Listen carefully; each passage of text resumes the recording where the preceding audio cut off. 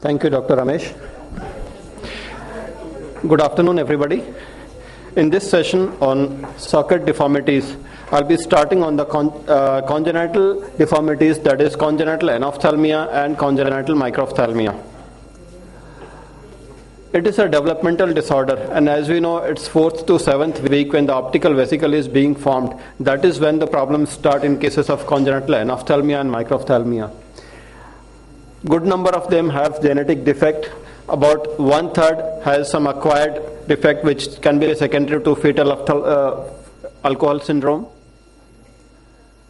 And it's a developmental disorder more often than not. Along with optical vesicle, the surrounding structures as well are involved, and these children have more than congenital ophthalmic anomalies.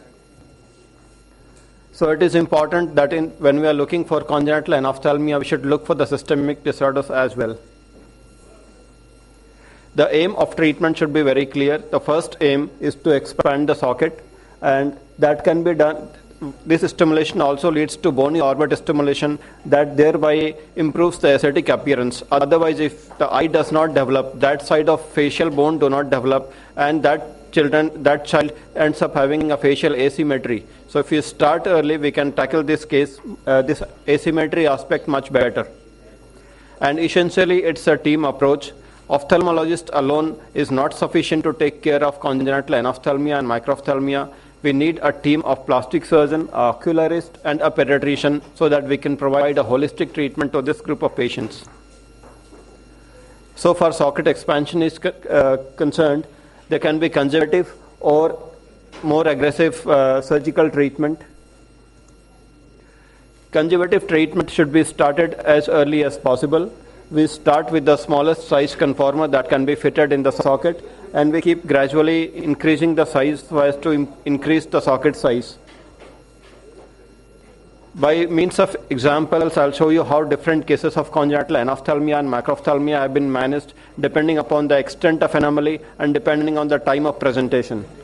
This child, 6 years of age, presented with congenital anophthalmia. He had rudimentary socket and he had never used a prosthesis or conformer before.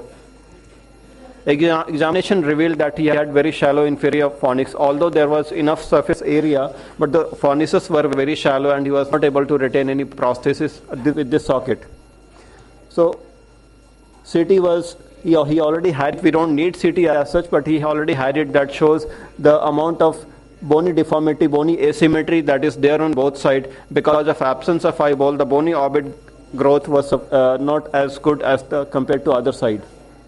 So first we gave him a conformer with a stem. The purpose of a stem is to give pressure using a micropore tape, and with this pressure conformer,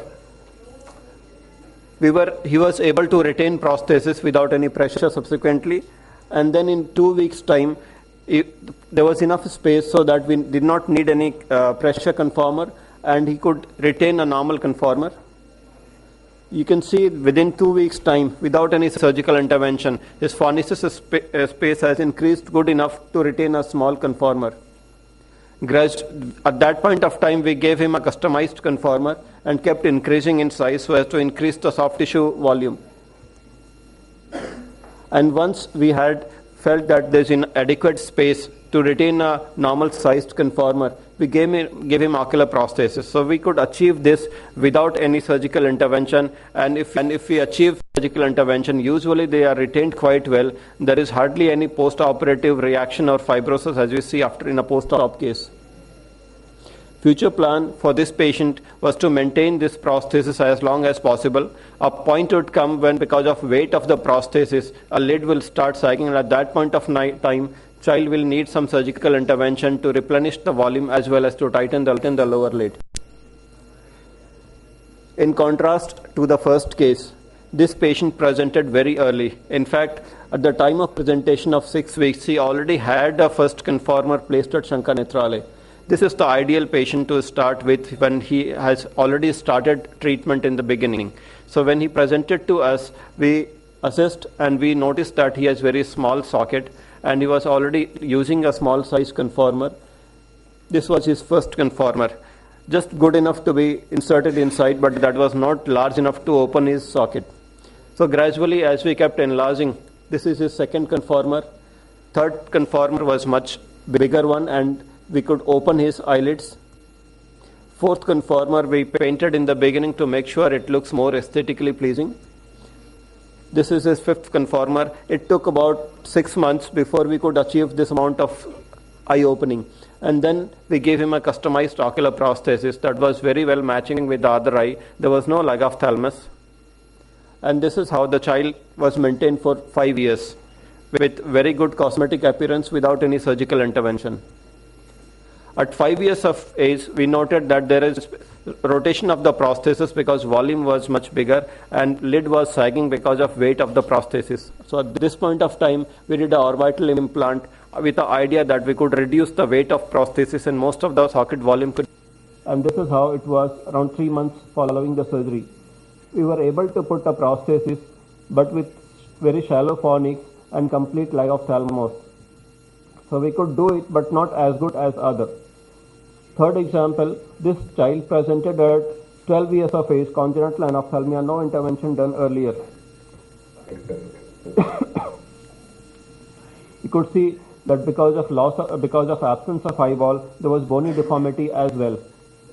And there was hardly any space to put even the smallest size conformer.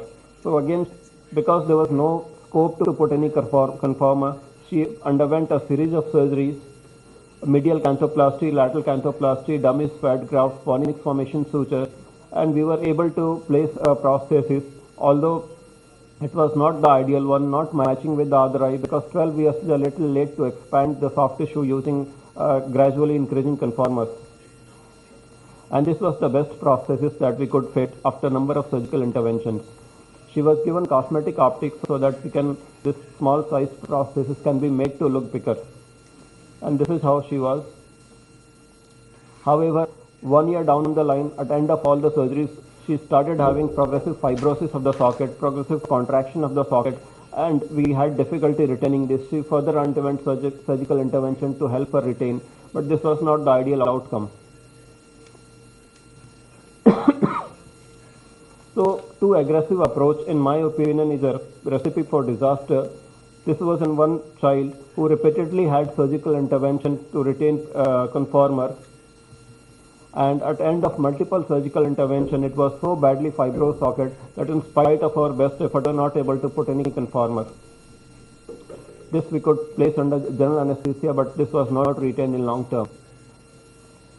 Ideal that if possible, we should defer surgical intervention for 5 to 6 years, allow soft tissue expansion using conservative means. We should have a long-term plan. We should start early, be gradual and gentle, and surgical intervention have limited role. Thank you very much.